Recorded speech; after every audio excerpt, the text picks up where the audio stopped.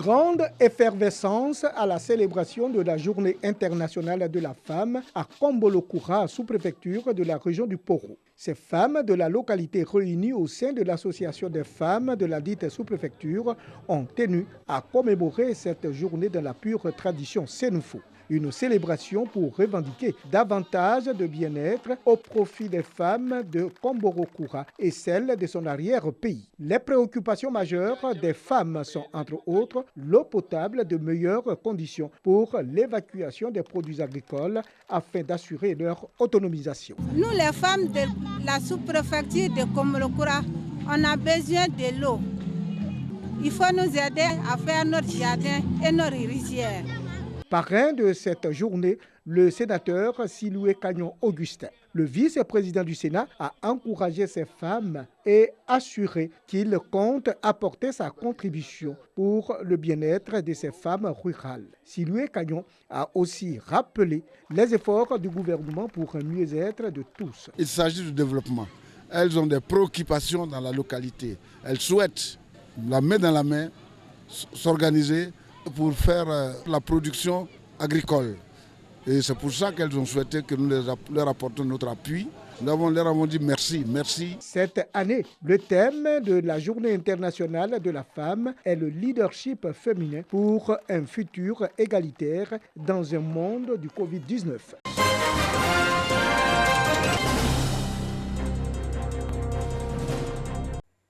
Aéroport international Félix Houphouët-Boigny d'Abidjan. Un bureau des fraudes documentaires et à l'identité y est ouvert depuis 2020.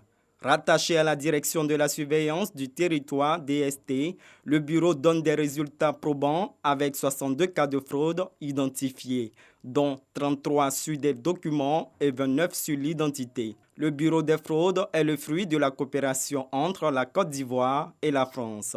Les deux parties inaugurent les locaux. Et démontre la synergie de nos préoccupations et de nos actions pour lutter contre la fraude documentaire et par-delà l'immigration irrégulière, la traite des êtres humains, voire la lutte contre le terrorisme. Le bureau de la fraude documentaire a su également faire preuve d'adaptabilité dans le cadre de la crise sanitaire en luttant contre la falsification de faux tests de Covid présentés par des passagers peu scrupuleux. Équipé entre autres de matériel informatique et de détection de pointe, le bureau est à la pointe de la détection de faux documents. C'est un apport inestimable à la sécurité de la Côte d'Ivoire et du monde entier. Il nous permettra de détecter plus efficacement les fraudeurs et de démanteler les réseaux de passeurs, de rabatteurs, de criminels, de terroristes et d'arnaqueurs qui agissent en amont. Je vous engage à faire preuve de professionnalisme et de probité afin de vous dresser comme le dernier rempart contre l'immigration clandestine à travers ce bureau. Selon le chef du bureau, Koné de Songui, 4 types d'infractions sont les plus courantes: la contrefaçon, la falsification, l'usurpation et l'obtention indue de documents. L'ambassadeur de la France en Côte d'Ivoire a remis au ministre Vagondo Diomandé un véhicule pour la mobilité des agents du bureau.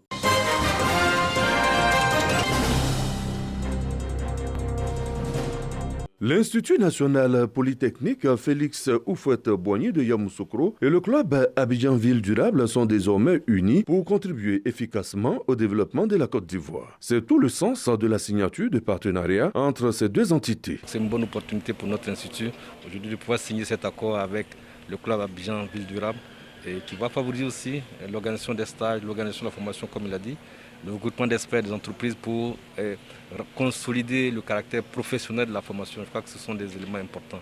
Et puis ça va nous permettre aussi d'avoir une couverture plus grande au niveau du continent africain parce que nous allons proposer à ces autres pays les talents des jeunes et le savoir-faire de la Côte d'Ivoire appuyé par toutes ces entreprises. Le club Abidjan Ville Durable a été lancé en avril 2016 par les autorités françaises. Il s'agit de plus de 50 entreprises françaises qui se sont rassemblées pour aller à la rencontre de plusieurs secteurs vitaux de la Côte d'Ivoire pour la conception de villes futures respectueuses de l'environnement, de l'art de vivre ivoirien, de la qualité de vie de ses habitants et de l'efficience de ses services. Il faudra désormais intégrer l'INPHB. Il y a deux axes qu'on va mettre en application. Déjà le sujet de l'emploi.